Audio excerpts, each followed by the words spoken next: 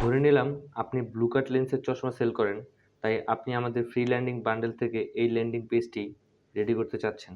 তাহলে landing page demo কন্টেন্টে আমাদের এই 4টি জিনিস পরিবর্তন করতে হবে। 1.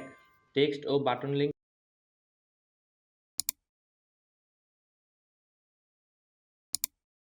প্রথমে এডিট উইথ এলিমেন্টরে ক্লিক করে পেজটি ওপেন করতে হবে। যে টেক্সটটি পরিবর্তন করতে চান সেটির উপর ক্লিক করুন। এরপর বাম পাশের সাইডবার থেকে পুরনো টেক্সটটি রিমুভ করে নতুন টেক্সটটি লিখে দিন।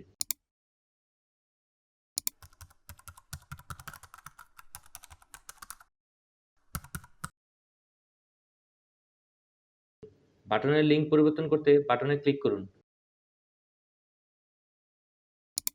তারপর সাইডবার থেকে বাটন টেক্সট ও লিঙ্ক পরিবর্তন করুন।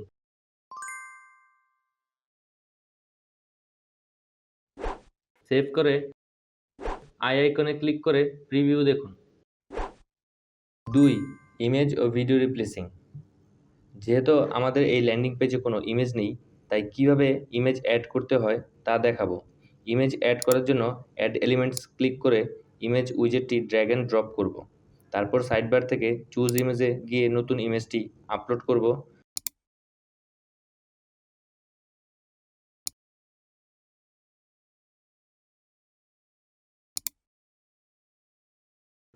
তারপর পাবলিশে ক্লিক করে সেভ করব। ভিডিও পরিবর্তন করতে হলে ভিডিও উইজেটে ক্লিক করব। এরপর সাইডবারের কন্টেন্ট থেকে ভিডিও সোর্স সিলেক্ট করব। যদি ইউটিউব বা ভিমিও থেকে ভিডিও দিতে চান তাহলে ভিডিও ইউআরএল বসিয়ে দিন। MP4 ফাইল ব্যবহার করতে চাইলে ভিডিও সোর্স থেকে সেলফ হোস্টেড সিলেক্ট করুন। তারপর চুজ ভিডিওতে ক্লিক করে নিজের ভিডিওটি আপলোড করুন বা মিডিয়া লাইব্রেরি থেকে সিলেক্ট করে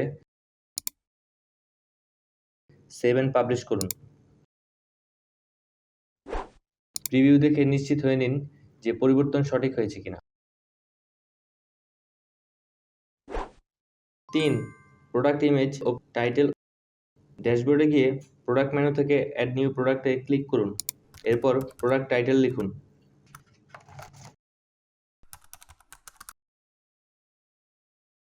একটু নিচে স্ক্রল করলে প্রোডাক্ট প্রাইজিং অপশন দেখতে পাবেন, সেখানে প্রাইস সেট করুন।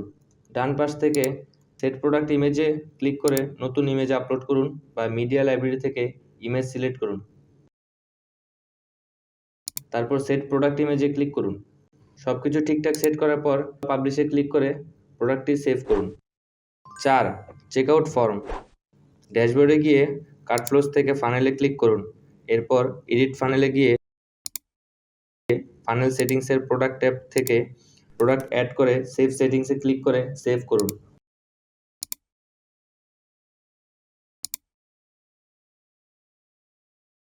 এরপর সেটিংস ট্যাবে গিয়ে প্রোডাক্ট টাইটেল লিখুন এবং সেভ সেটিংস করে সেভ করুন। এবার ল্যান্ডিং পেজ ইউআরএল তৈরি হয়ে যাবে।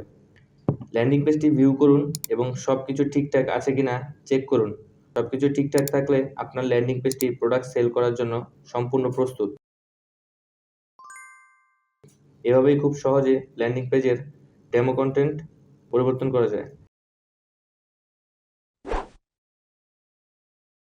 টপ বার থেকে রেসপন্সিভ চেক করতে মোবাইল আইকনে ক্লিক করুন।